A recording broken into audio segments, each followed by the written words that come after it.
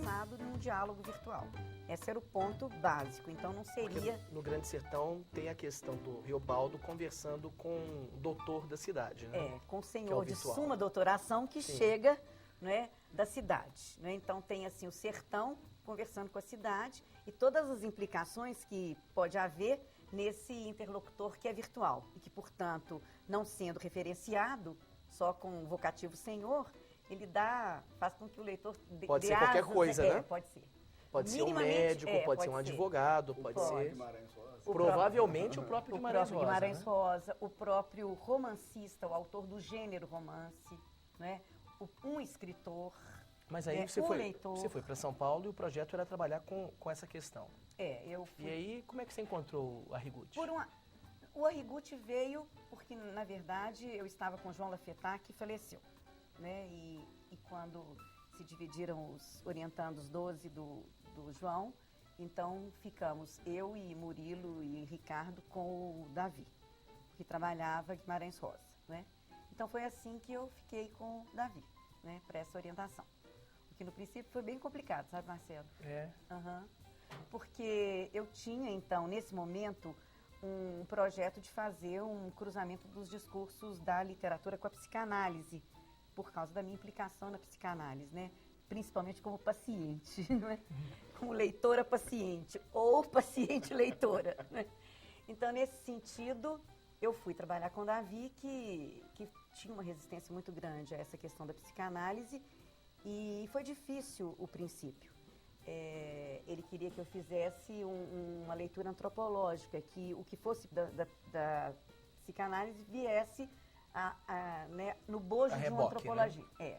O que, na época, eu fiquei muito horrorizada com aquilo, achei que não dava conta de voltar, né? Porque nessa altura eu já tinha 3 anos de doutorado.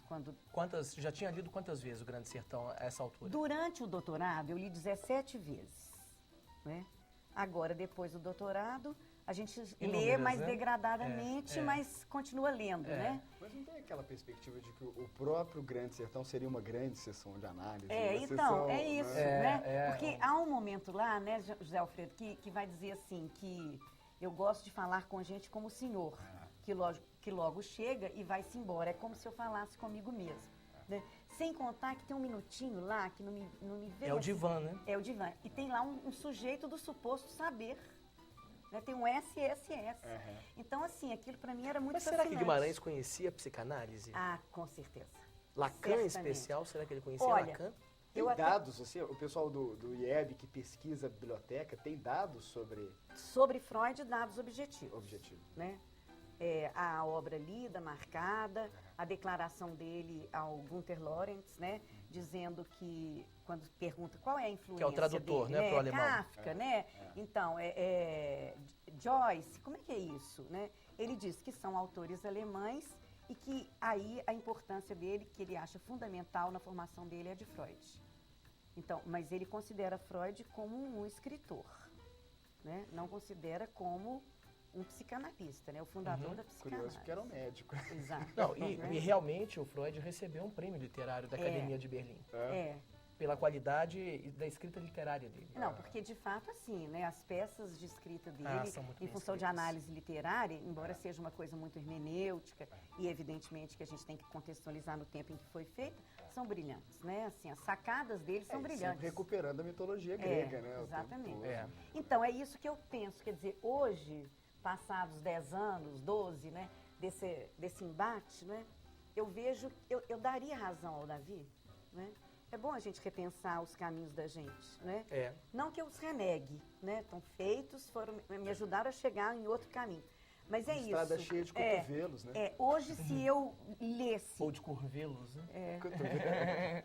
Hoje, se eu lesse pelo lado do mito, e seria, portanto, antropologia, eu acho que a minha leitura teria... É muito rica a leitura. Um alcance maior. Hoje eu tenho certeza. Como é que você teve contato com Guimarães Rosa? Aos 17 anos foi quando eu li o Grande Sertão. Por quê? Como é que caiu na sua mão?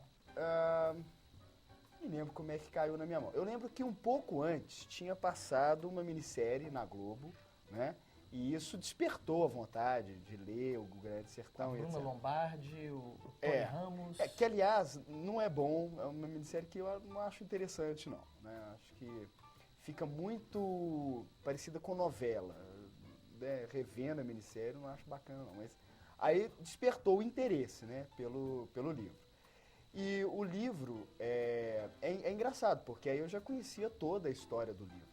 Mas o livro, ele tem muito além da história, muito, né? A forma como a história é contada, a relação que o leitor estabelece com o livro, eu acho isso chave, porque o Grande Sertão não é um livro para se entender palavra por palavra, né?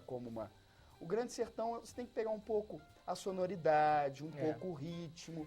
Ele tem muitas outras variáveis, né? Além das palavras que estão ali, né? A Márcia tem um caso que tem a ver com isso. Parece que uma vez você estava fazendo uma palestra, acho que foi até numa associação de classe.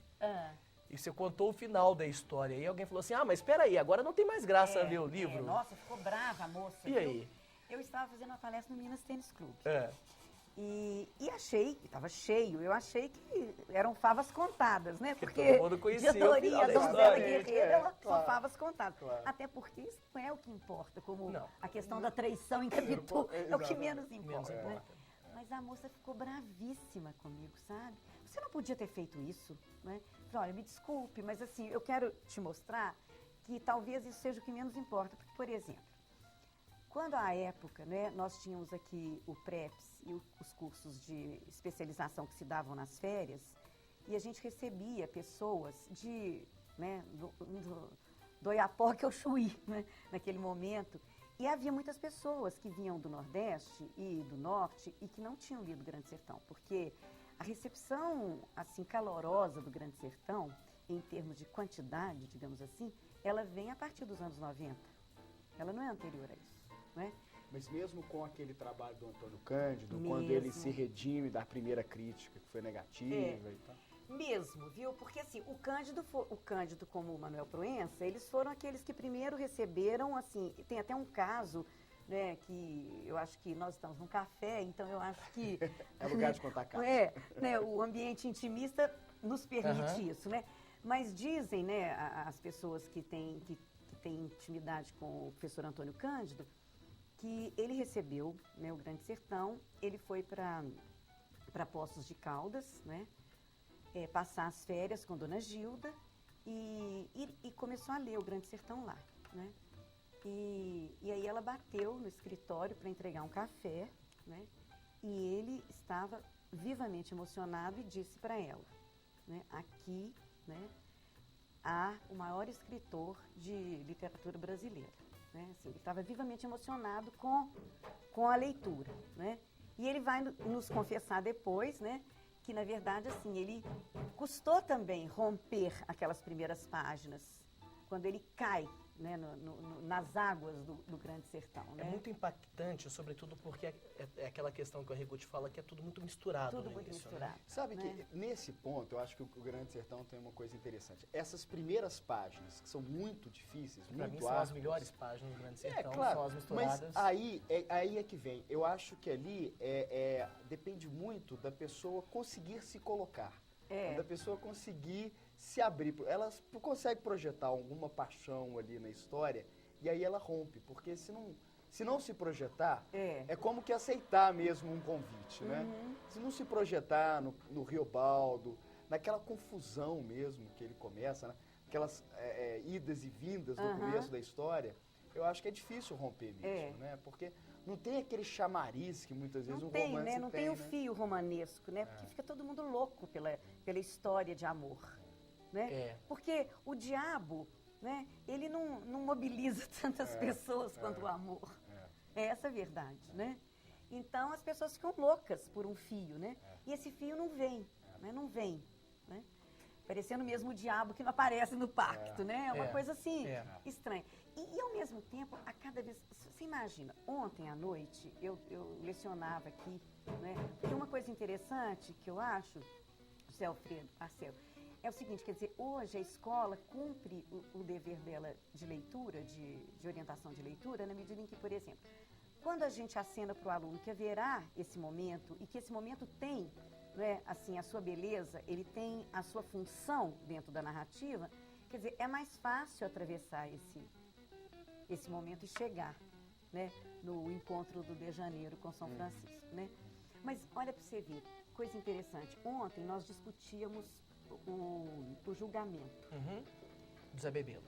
Zé Bebelo, né? Que é central aqui para a questão do direito e literatura, né? Discutíamos, porque nós fazemos uma avaliação do romance dividido em 4 partes. Avaliação mesmo de comprovação de leitura, né? Nós, do curso de letra, achamos que uma pessoa não pode formar-se em letras sem ter lido determinadas obras. Né? E o Grande Sertão é fulcro nisso, claro. né? E depois ele vai ser um ponto importantíssimo de diálogo, inclusive, com as literaturas africanas, né? Porque há, assim, formalmente uma visão da literatura rosiana nos grandes autores africanos. Miyakoto, né? por exemplo. Miyakoto, Que é muito Luandino, evidente, né? Que é João Vence e Seus Amores, que começa usando a mesma técnica do Grande Sertão. Então, assim, uma aluna expôs brilhantemente os 2 partidos do sertão, com base em Luiz Roncari, etc, etc. E aí eu me perguntei, e aí eu pergunto para vocês, onde estava Medeiro Vaz no julgamento? Não estava. Pois é. E ele será o chefe. Os grandes chefes não se manifestam? Onde estava Medeiro Vaz? É interessante você pensar isso, quer dizer, o Joca Ramiro começa a chamar. Você imagina, quer dizer, eu nunca tinha atentado para isso, com inúmeras leituras. Você sabe que Mas eu acho que nesse engraçado, caso, porque... esse caso eu até tenho uma leitura um pouco diferente do Zé Alfredo. Eu acho que a grande questão ali do direito é que há uma tentativa do Zé Bebelo de instaurar a ordem pela lei ou pela corruptela da lei, mas pela violência, pela bala, né? E essa ordem não se instaura com a bala. Ela se instaura com o discurso do Riobaldo. Então, eu acho que tem uma questão ali que tem muito a ver com o direito, se é a força ou o discurso que é capaz de instituir a ordem, a palavra. Mas aí eu acho que você está confiando muito no discurso do Riobaldo. Porque o Riobaldo, ele tinha uma ligação muito pessoal, e aí eu acho que vem o problema da dificuldade em instituir o espaço público, né? O espaço do direito como... Que é o que o Riobaldo tenta fazer no julgamento. Não, aí é que está o problema. Não. O Riobaldo ele era amigo do Zé Bebelo. Ele tinha uma gratidão, pessoais, porque né? quando ele foge, né, da fazenda do padrinho, pai dele, né, ele vai acompanhar o bando, ele aprende a zagunçagem com o Zé Bebelo. E ele admirava, quando ele estava na fazenda do pai padrinho, exatamente o bando do Zé Bebelo, que às vezes parava lá, tinha pouso e etc. Então ele sai, ele é professor do Zé Bebelo, né? Ele ensina letras, escreve cartas para o Zé Bebelo, né? E quando vem o julgamento, ele já estava no bando do Joca Ramiro, e quando ele exige julgamento, para mim ele exige por motivos privados. Mas não é questão de instaurar a ordem pública. Mas ele instaura um Perfeito, tribunal. mas é que está o pacto entre chefes. Que tem muito a ver com Orestes. Esse tribunal ele é instaurado, com Orestes? Sem dúvida, mas esse tribunal ele é instaurado em virtude da relação privada dele com Zé Bebelo. É em virtude da relação dele com Zé Bebelo. E não porque ele pretendesse instaurar uma nova ordem no sertão. E nesse ponto eu acho que o Medeiro Vaz é central. Porque o Medeiro Vaz, aí tem várias questões. Primeiro, quando ele abandona a fazenda dele. Saía por ideais coletivos. Exatamente. Né? De todos, era o mais... Mais altruísta. Não, ele dizia, né? O mais supro, né? Ele ia levar justiça ao sertão. Né? Ele acaba com todas as coisas que o ligam a uma posse, a uma gênese, né? E ele é o cavaleiro que sai por ideais coletivos. Republicano. Enquanto Joca Ramiro sai por interesses particulares, vai por seus amigos particulares, né, Joca Ramiro. Então, que é uma tensão muito grande aí no nascimento da República. Você sabe que essa ausência, né, do Medeiro Vaz, eu ontem, assim, eu estou dizendo assim, quer dizer, é inesgotável. Porque você lê, e aí é bacana, assim, do ponto de vista que você está com os alunos que estão acabando de ler e diz assim, ué, Márcia, mas Cadê o Medeiro Vaz? Pois é, agora ao mesmo tempo... Engraçado como é que olha alunos, às vezes, percebem nossa, coisas que a gente leu cada coisa assim que 30 você leu, vezes a e obra não e nunca passou. percebeu. Ontem né? o outro aluno disse, mas Márcia, é tão interessante porque o Riobaldo, ele começa a rasgar o que ele tinha notado no acampo do Zé Bebelo. Quer dizer, todas as estratégias, né, porque a organização do Zé Bebelo, né, ele era o mais inteligente, Sim. né? Se o senhor não conheceu esse homem, o senhor está perdendo, né? Então, e eu não me lembro disso. Quer dizer, você imagina, quer dizer, como que a leitura, né, é de fato uma Agora ação tem uma coisa para mim intersubjetiva. intrigante, porque eu sempre achei o Medeiro Vaz o ideal, né, de justiça, levar a justiça ao sertão e realmente aquela pessoa que é capaz de se despojar, né, do seu passado em nome desse ideal. E essa ausência dele no julgamento realmente é uma novidade. Não, mas é interessante, quer dizer, então aquilo era a revelia dele também, né? A revelia de um homem que tinha ideais coletivos, de um homem épico. Agora, Né? o Medeiro Vaz, ele fracassa na travessia do Liso do Sussuarão. Sim, sim. E o Riobaldo, com a ambiguidade dele, a travessia do Liso é facílima. Quando ele se torna, né, o grande chefe do Urutu Branco, isso é intrigante para mim. Mas já pactado. Já pactado. Já pactado. com o demônio. Já O pacto pactado valeu? e por outro lado... Não sei. Valeu o pacto? Bom, o demo não existe, né? Existe o homem humano. Tá no meio do redemoinho também. Eu acho que a decisão do Riobaldo, acho que na verdade é o seguinte, do seu ponto de vista, ele decide se tornar chefe.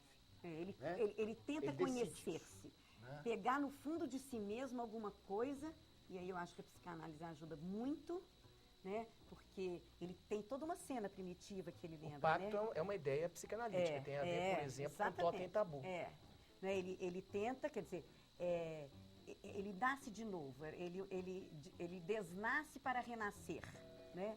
Era um rio, né? Lembrava um rio que entrava à casa do meu pai, né? Então, você tem uma cena aí, né? E aí ele sente frio, né? Ele nasce de novo, quer dizer, ele mergulha no mais inseguro de si para captar todas as forças e sair com a segurança que ele precisava para tomar a chefia do Zé Bebelo e ser o chefe que Medeiro Vaz queria desde antes, né? Porque ele foi assinalado por Medeiro Vaz à morte. Então, quer dizer, nesse sentido, né, ele nasce, mas nasce como um ser de reflexão, né? Porque as ações são Sem dúvida. pífias depois São. do pacto. As ações são pífias. Inclusive Ele na nasce. morte de Diadorim, né? Que É como se ele tivesse adquirido ali um superego, né? Esse pacto cria nele um superego. O Hermógenes Que era acaba como tolhendo, uma criancinha mijona, as que eu pulsões. pisava como se fosse formiguinha. Né? Porque toda aquela insegurança da bastardia é um peso enorme. Né? E Um peso depois de do alguém- pacto, ele assume a paternidade. É. É quando ele Pai então do vai bando. dizer, eu sou filho, Desculpa né? interromper. Oi. Eu sei que o assunto está caminhando aí. Vocês gostariam de acompanhar um Molhar café? a palavra? Um café do sul de Minas, que acompanha muito bem, é um pouco mais cítrico, já levemente bem calibrado, com baixa acidez. certeza. Vamos degustar? 3 Vamos. expressos? Obrigado. Maravilha. Obrigada. Porque ele, depois do pacto, já como grande chefe Urutu Branco, ele se encontra com um fazendeiro, né? E vai dizer para ele, o senhor deve ter conhecido meu pai, Celorico Mendes. É quando ele assume, né, que o Celorico era pai, né? E aí, enfim, é exatamente esse momento. E as ações como chefe são ações E ele chega querendo duvidosas, homenagens, né? Querendo homenagens. Ele quer homenagens, né? Ele fica completamente...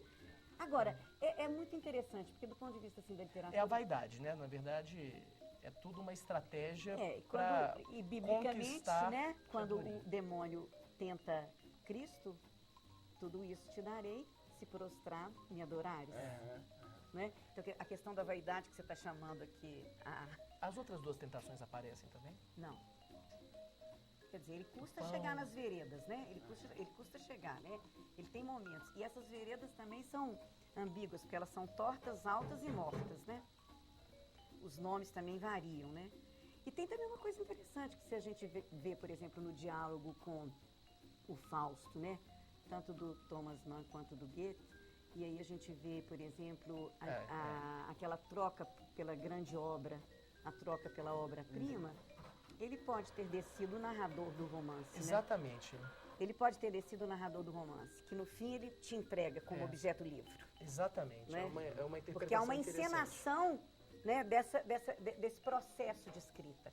Porque ele vira e mexe que está falando desse processo de escrita. O tempo todo, sobre Né? a própria narração. Essa coisa que você diz, por exemplo, das palavras, né? Da técnica retórica que o Reobaldo tem no pacto, né? Porque ele só não queria olhar para o Hermógenes. Então ele fixa um pardo, um qualquer, ele diz. Quer dizer, uma técnica retórica. Que você, para argumentar, você fixa alguém da plateia e argumenta. Né? Então ele vai se distinguir por ser um jagunço letrado. E no caso, retórico. Lá na Fazenda dos Tucanos, quando o Zé Bebelo vai ser de novo julgado pelo Riobaldo, embora não seja um julgamento encenado, né? Quando o Riobaldo decide, ó, se eu perceber que ele trai, eu mato, passo fogo nele. Né? Vai fazer o pacto e toma chefia. Né? Lá, então, ele já começa a distinguir-se pelo homem da escrita, porque ele tem que escrever os bilhetes. E ele pega, né, e escreve traição, né? Aquilo que por minhas costas escorreu.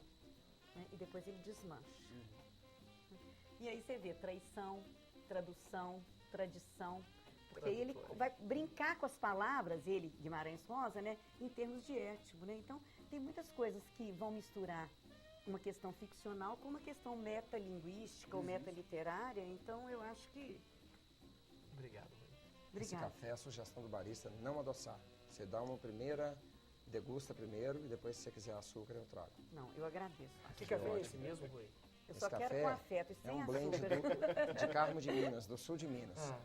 Foi torrado tem 7 dias especialmente para esse momento. Ah, que bom. Nossa, Ele está bem fresquinho, uma naturalmente delícia. doce. Que bom. Espero que esteja bom mesmo. Obrigado. uma delícia. Nós vamos degustar praticamente juntos. Que joia. Será que a gente faz tintim com café? Ah, é. Faz? Faz. Faz? Ah, faz. Então Com faz. café se faz Tintim. tudo, praticamente. A literatura e o direito. É. Ou o direito à literatura. Olha, a renda. É. Vocês destruíram a renda. Na Permanece? chave, né, logo depois.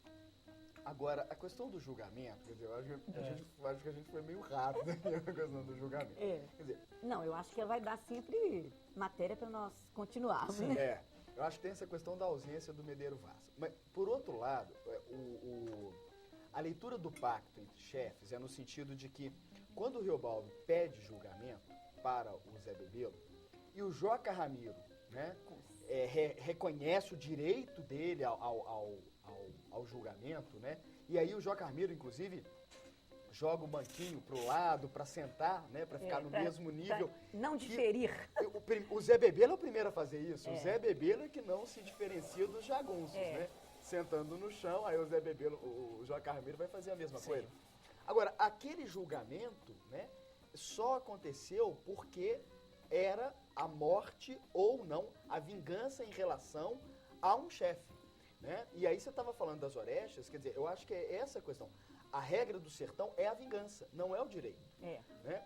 Para o Zé Bebelo, o pedido do Riobaldo é atendido porque era um chefe. Né? Esse chefe mereceu o julgamento e aí houve o tribunal se instaurou, Mas não é o isso, tribunal mas no não é sertão. exatamente isso que é o pano de fundo político do livro.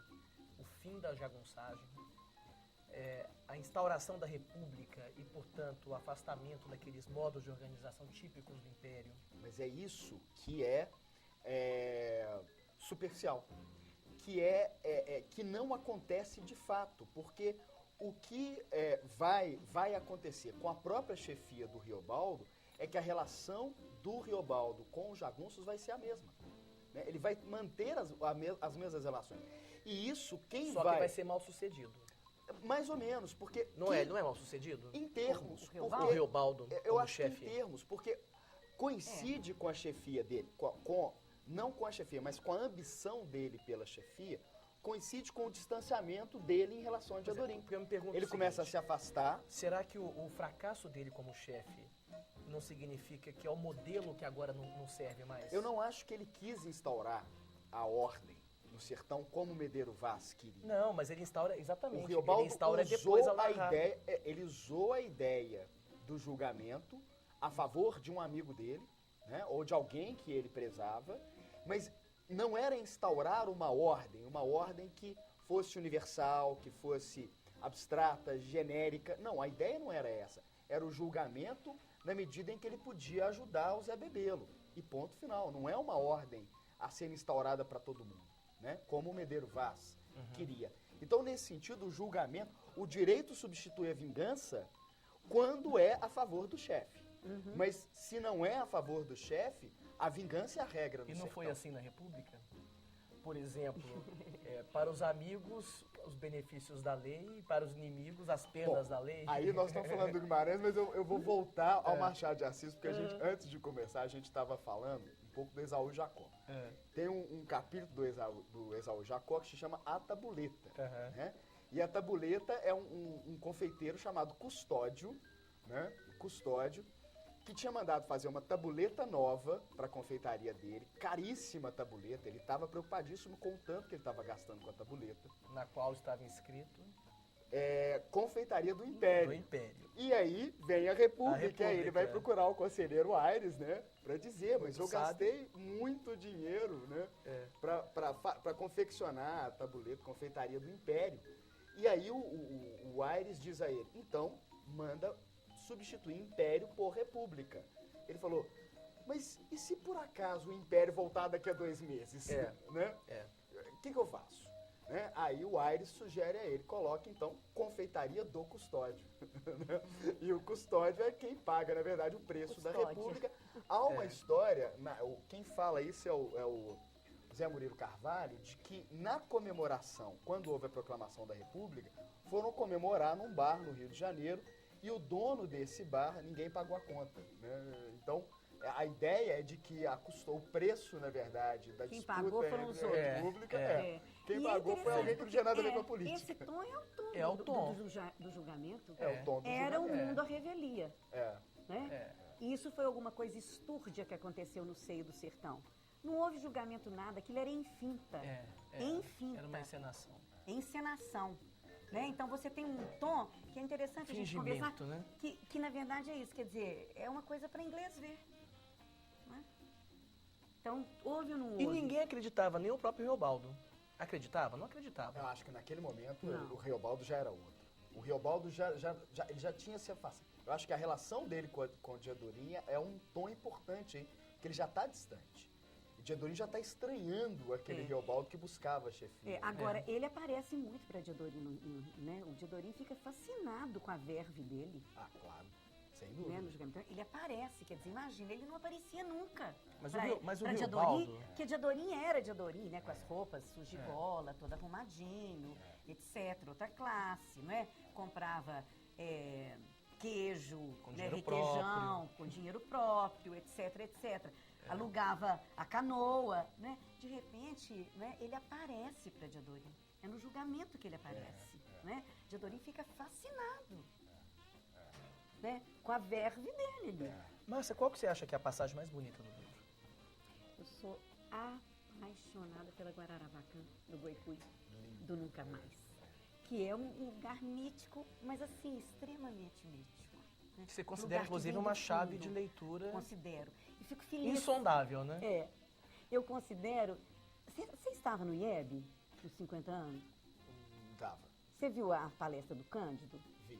Então, você lembra, né? Quando ele acabou, ele levantou-se, ele e o Mindre. Aí ele tornou a sentar e disse, olha, eu acho que posso fazer uma confissão que o Rosa contou. Uma das chaves de leitura está na Guararapacã do Guaicuí. Fiquei feliz demais, porque intuição, eu tinha essa intuição mesmo, aquela coisa de intuição de leitor. Desde a primeira vez que li, por um motivo simples, porque a desordem era total. E de repente ele fala, ali meus destinos foram fechados. Ponto. Primeiro, fiquei sabendo que gostava de Diadorim, de amor mesmo amor, mal encoberto de amizade. Primeiro, você vai procurar o segundo, é óbvio. Se você está lendo, se alguém enumera, só que o segundo não aparece. Ele aparece 2,5 páginas depois, e que é segundo, passamos naquele templo 2 meses. E logo depois... Mas é escrito de uma forma ambígua. Ambígua, Você não pode... como sempre. Não é Você não fácil sabe perceber... se é o segundo ordinal, Ou se é o segundo logo conformidade. após, Né? E é o segundo conformidade, porque a lei virá a partir daí. Né? Era o princípio de uma lei nova. A morte de Joca Ramiro instaura o princípio de uma lei nova. Então não pode ser a vingança. Porque a vingança é a lei antiga. Ou a lei nova é de Adorim. Essa lei nova virá, né, como guerra de vingança, mas virá o mundo todo, né, com suas representações tão diferentes, né? Porque os diversos níveis de representação histórica estão lá, né? Porque você tem o Sucruiú, a peste, os catrumanos, gente vivendo lá nos primórdios da civilização e da dignidade humana, e gente abastada, seu Ornelas, né, seu Abão. Quer dizer, isso aí é uma questão do mundo misturado mesmo, né, que começa a figurar para ele como uma realidade que ele reflete sobre ela. Essa é a grande questão, né, também. Qual que é a passagem que você mais gosta? Do julgamento.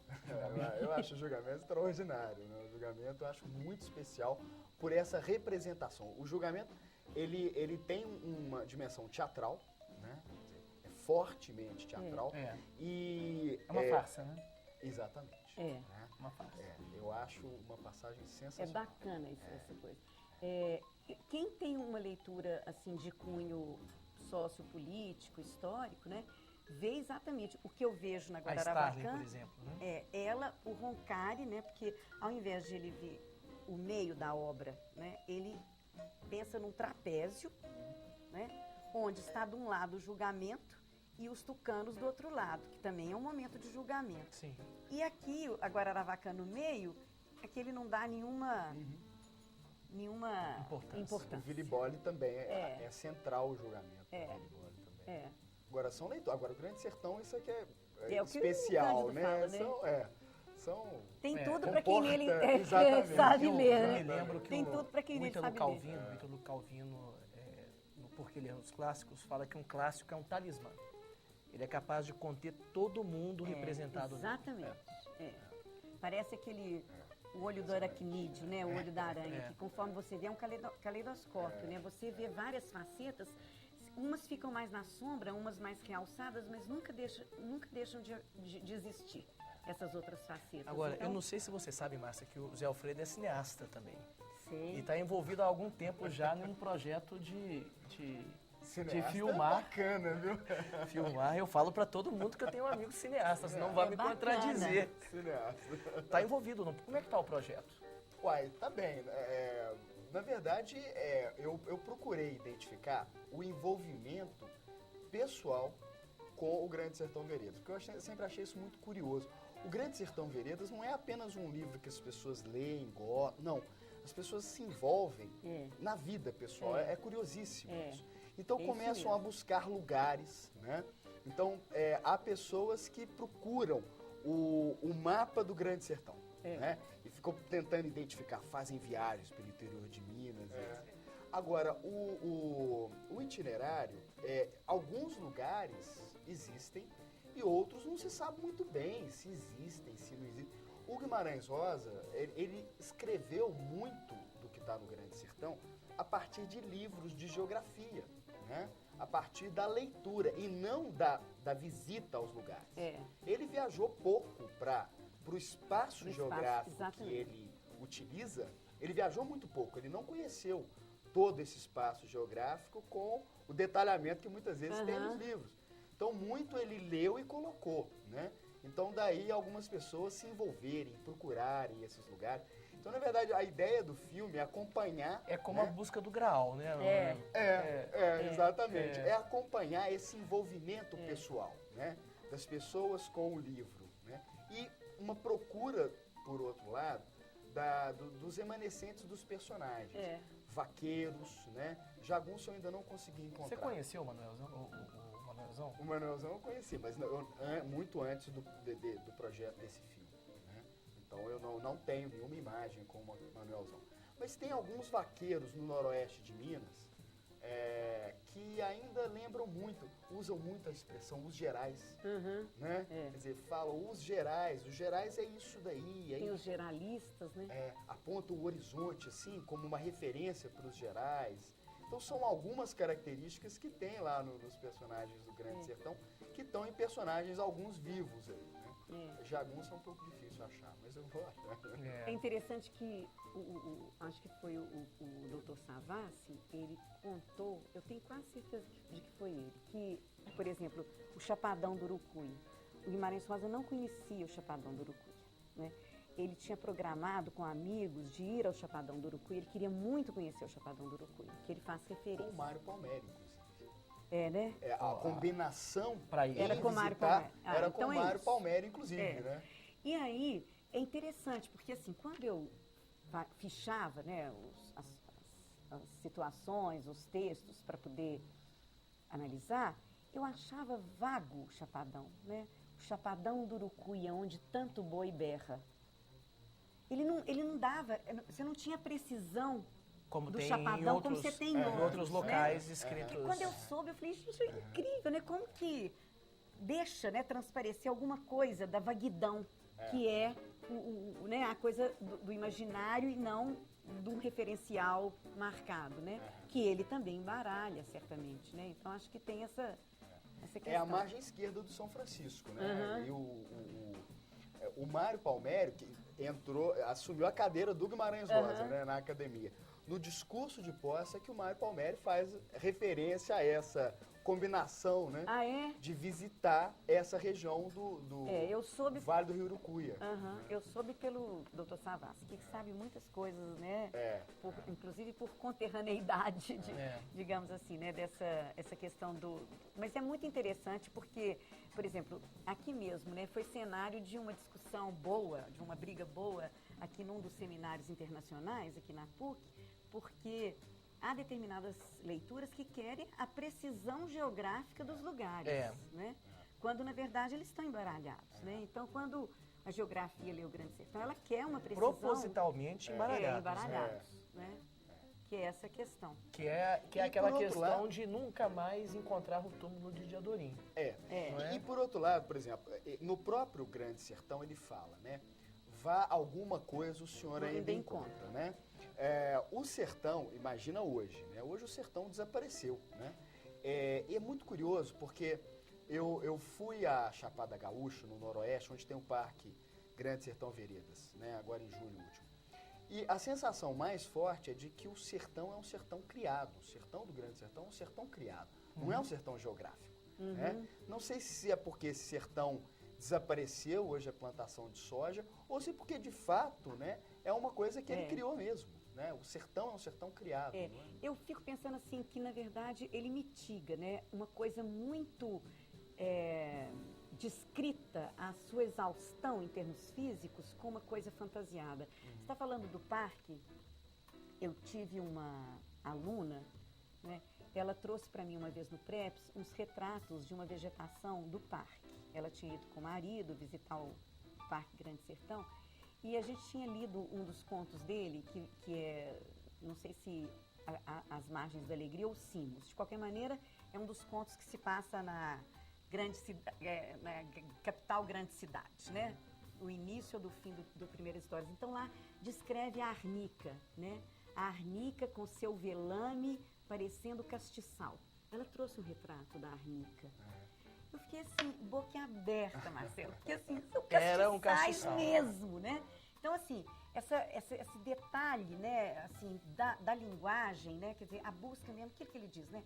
Eu quero buscar aquela palavra, eu quero buscar... Agora, será que se ele não tivesse descrito assim, você teria visto o castiçal na Arnica? Não. O castiçal estava na Arnica ou estava em Guimarães? É a palavra e o seu contrário. É o nascedouro da palavra, toda palavra é metafórica, porque você tem que fazer analogia com alguma realidade que já existe, né? Se você pensar, toda linguagem é uma grande metáfora. Você estava falando das primeiras histórias, é o livro espelhado, né? É o livro espelhado. Como é que é essa questão de espelhamento no livro, Márcia? Bom, a questão do meio da obra, né, no Guimarães Rosa, já mereceu, assim, a questão do meio. Engraçado aliás, isso, ele tem várias referências à metade, ao meio, né? Eu tenho, assim, 10 fichas, assim, coalhadas de referência a meio e metade. No corpo de baile, É. o centro da obra. Tem o a meio, questão né? também Calculado. lá, aquela questão do Morro da Garça, né, como centro. Você conhece o importante. Morro da Garça? Conheço. Você conhece o Morro da Garça? Conheço. Então, assim, não, lá é assim, é o templo, né? Assim como nós temos lá o Peregrinações. o dia do James Joyce, nós tínhamos que ter o Globos nosso Day. dia. A peregrinação, Né? Morro da Garça. É incrível. É impressionante, né? A coisa É. fica, assim, tendo uma ordem meio mística, né? Toma um outro rumo, né? Então, essa questão do meio é fulcral. Você sabe que também na geologia